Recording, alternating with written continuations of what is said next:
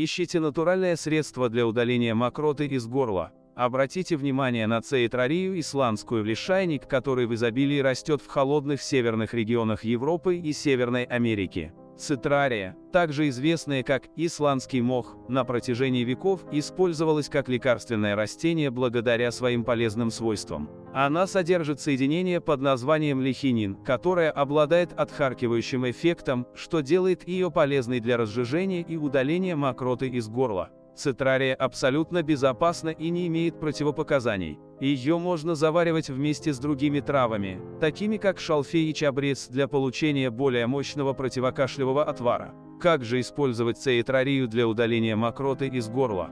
Просто заварите столовую ложку высушенного лишайника в литре горячей воды в течение 10 минут, процедите и пейте отвар в течение дня. Вы также можете смешать его с медом или лимонным соком для усиления вкуса и успокоения горла. Помимо отхаркивающих свойств, цитрария обладает антибактериальными и противовоспалительными свойствами, что делает ее универсальной травой для лечения различных заболеваний.